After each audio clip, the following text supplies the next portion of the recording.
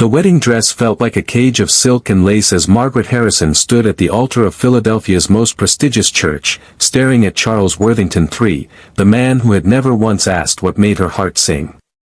The organ swelled with Wagner's bridal chorus, but all Margaret could hear was the hollow echo of her own voice saying, "I do," to a life that would slowly suffocate her spirit.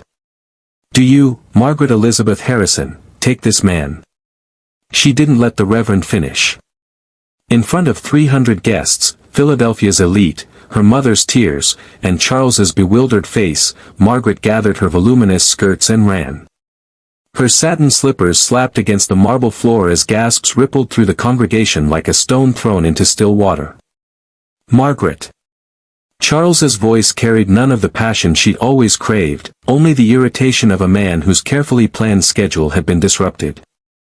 She burst through the church doors into the bright June morning of 1867, her veil streaming behind her like a white flag of surrender, or perhaps, of freedom. She had no plan, no destination, only the bone-deep certainty that she would rather face complete uncertainty than the predictable prison of a loveless marriage. Margaret had tried to explain it to her mother the night before. "He never asks about my dreams, Mama. He talks about his railroad investments and his political ambitions, but when I mention the poems I've been writing, his eyes glaze over as if I've started speaking Chinese." Her mother had patted her hand dismissively. "Dreams are for children, dear. Charles will provide you with security, position, everything a woman could want. Everything except being seen. Everything except being wanted for something more than her family's name and her ability to host dinner parties." The streets of Philadelphia blurred past as Margaret ran, her breath coming in gasps, her corset stays digging into her ribs. She had some money, her grandmother's secret inheritance, tucked away in a small purse she'd hidden in the folds of her dress. It wasn't much, but it was enough to buy passage west, to disappear into the vast American frontier where no one knew the name Harrison, where she could become someone new. By sunset, Margaret was on a train heading toward St. Louis, then on to the frontier territories. She traded her wedding dress for a simple calico traveling outfit from a bemused seamstress in a small Missouri town. With each mile that passed, she felt lighter, as if she were shedding not just the dress but every expectation that had been draped over her like heavy winter coats. 3 weeks later, her stagecoach broke an axle in the middle of Comanche territory in Texas. The driver, a grizzled man named Hobbs, surveyed the damage with a grim expression. "We're 2 days from Fort Griffin, ma'am. Best we can do is camp here and pray the Comanches are feeling neighborly." They weren't alone in their misfortune. Another passenger, a missionary named Reverend Carstairs, began praying loudly for divine intervention. An elderly woman clutched her carpetbag and wept. But Margaret felt strangely calm, as if running from her wedding had used up all her capacity for fear. As twilight painted the sky in shades of orange and purple, they came. 3 Comanche warriors materialized from the landscape as if formed from the earth itself. They sat astride their horses with a natural grace that made Charles's careful posture on his prize stallion look like a child playing at horsemanship. The lead warrior wore his long black hair adorned with feathers, and his eyes held an intelligence that seemed to take in everything at once. Hobbs raised his rifle, but Margaret, surprising herself, stepped forward. "Please," she said quietly. "We mean no harm. Our wheel is broken." The lead warrior's gaze fixed on her, and she felt truly seen for the first time in her life, not as a Harrison of Philadelphia, not as Charles's intended bride, but as herself. He dismounted in one fluid motion and approached, stopping a respectful distance away. "You speak," he said in careful English, "but your eyes speak more. They say you are lost." "Yes," Margaret answered honestly. "But I'm trying to become found." Something that might have been amusement flickered across his face. He spoke to his companions in their own language, then turned back to her. "I am Najua's son. The whites call me Quanah. My mother was white woman, taken as child, chose to stay with the people. She understood, sometimes we must leave everything to find our true home." Over the next hour, as Hobbs and the Reverend watched in amazement, Quanah and his companions helped repair the wheel. They worked with an efficiency that spoke of deep knowledge of the land and its resources. Quanah spoke to Margaret in his careful English, asking her questions no one in Philadelphia had ever thought to ask. "What makes your spirit sing?" he asked as he worked. "Words," Margaret said, surprising herself with the honesty.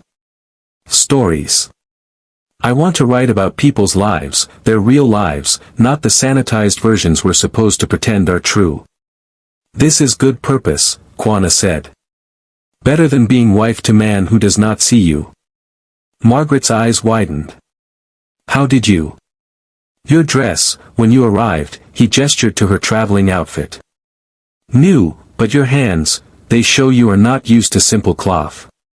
Your eyes, they show you are running. Only 3 things make a woman run like that: cruelty, love, or cage. You do not have marks of cruelty. You do not have glow of love. So, cage." As the stars emerged above them, Quanah told her about his mother, Cynthia and Parker, taken by Comanches as a child, who had found more freedom and love with the people than she ever could have in the white world. When the Texas Rangers rescued her years later, she had grieved, not for her captivity, but for the life and children she'd been forced to leave behind.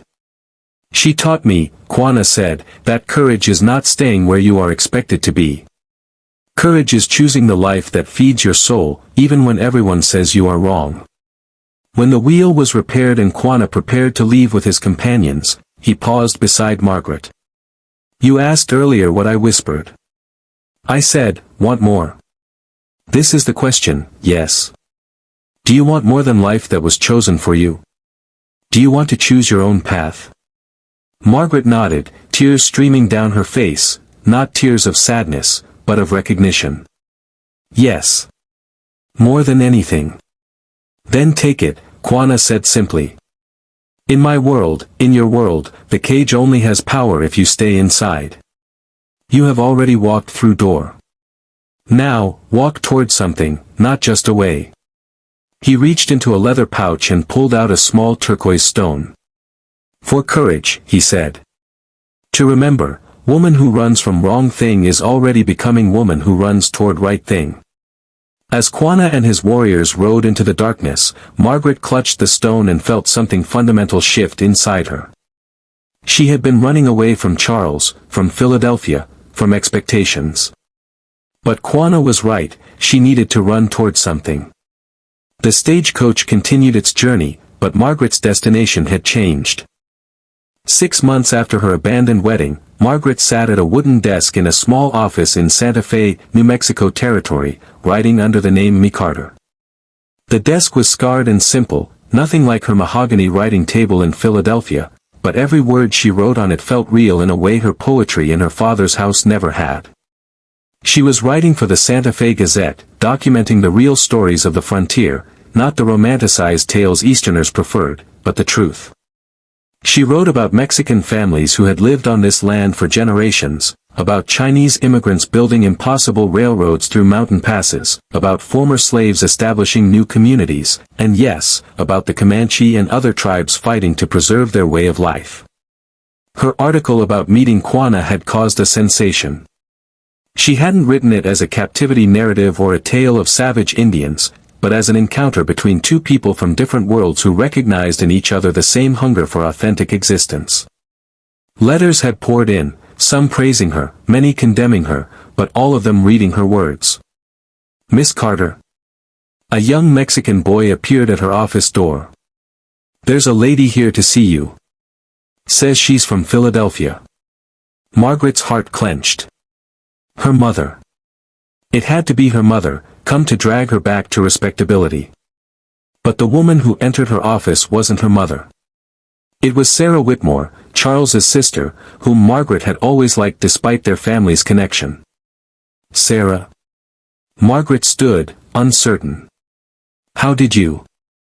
"Your articles," Sarah said, her eyes bright with something Margaret slowly recognized as admiration. "I've been reading them in the papers. Margaret, they're extraordinary. You write about people as if they matter, as if their stories deserve to be told." Sarah sat down uninvited, her proper traveling suit looking out of place in the rough frontier office. "I came because I wanted you to know, you saved my life." Margaret sat down slowly. "What?" "When you ran from that wedding, you know what everyone said. That you were selfish, ungrateful, possibly insane." Sarah's voice shook. "But I kept thinking, she was brave enough to say no. And if she could be that brave." Sarah pulled off her gloves with deliberate care. "I was engaged, Margaret. To Bernard Ashworth. Do you remember him?" Margaret did. Bernard was older, wealthy, and known for his volatile temper. "Sarah, did he?" "He never hit me," Sarah said quickly. "But he controlled everything. What I wore, whom I spoke to, what I thought. Or what I was supposed to think. And everyone said I was so lucky, that he was such a catch. I felt like I was drowning in good fortune." Sarah's eyes met Margaret's. "But then you ran. And I realized, if Margaret Harrison could walk away from Charles Worthington III in front of everyone who mattered, then maybe saying no wasn't the worst thing a woman could do. Maybe saying yes to the wrong life was worse." "What did you do?" Margaret asked softly. "I broke the engagement.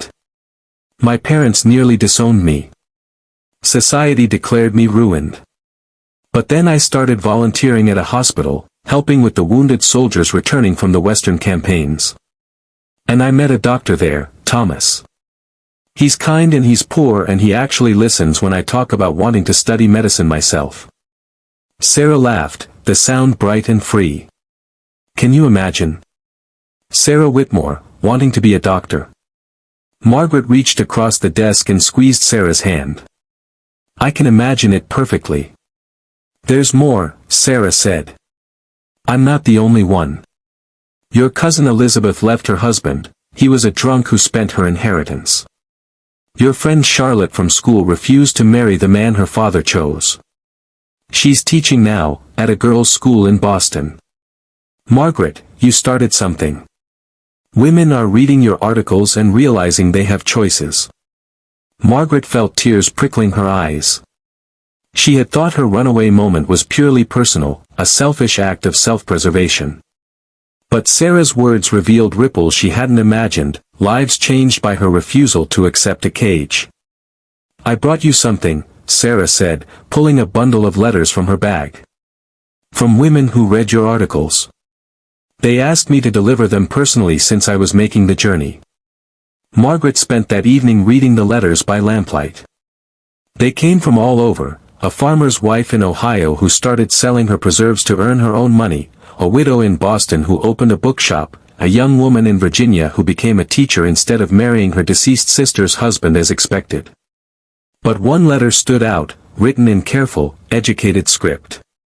"Dear Miss Carter, I am a Kiowa woman educated at a mission school. I read your article about meeting Quanah Parker, and I wept.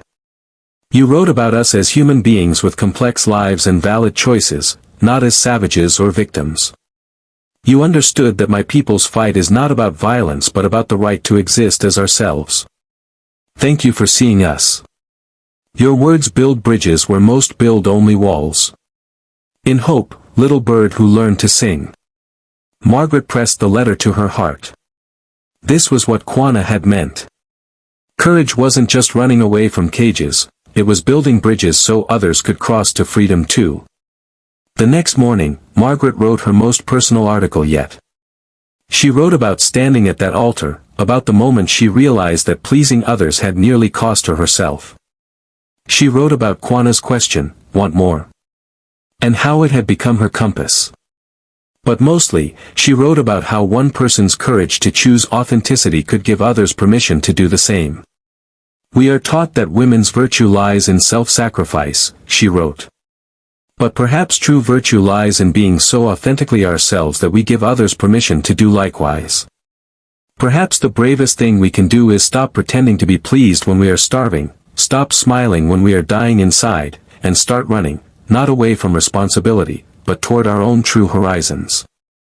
3 years later, Margaret stood on a stage in Santa Fe, publishing her first book, a collection of frontier stories that would eventually change how Americans understood the diverse peoples building the nation. In the audience sat Sarah, now a medical student, and Little Bird, who had become Margaret's translator and co-writer for stories about tribal life. And in the back, though Margaret wouldn't learn this until later, sat a Comanche warrior named Quanah, who had ridden 3 days to see what the runaway bride had built from her courage. As Margaret spoke about the power of choosing authentic lives over expected ones, she touched the turquoise stone she still wore on a chain around her neck. Her husband had never pleased her because she had never been his wife in any meaningful way, she had been a role he expected her to play. But she had pleased herself. And in doing so, she had helped others find their own paths to freedom. What more? Quanah had whispered that night on the prairie. Margaret's life had become her answer, yes. Always yes. And here is how we build a world where everyone can answer yes too. The audience rose in applause, but Margaret was already thinking about her next story, her next bridge, her next step toward a horizon that kept expanding with possibility. She had learned that running from a cage was just the beginning. The real journey was running toward authentic connection, toward purpose, toward a life so true that it lit the way for others. That was the whisper's real promise. Want more? Then become more. Then help others become more too. And in that becoming, everything transformed.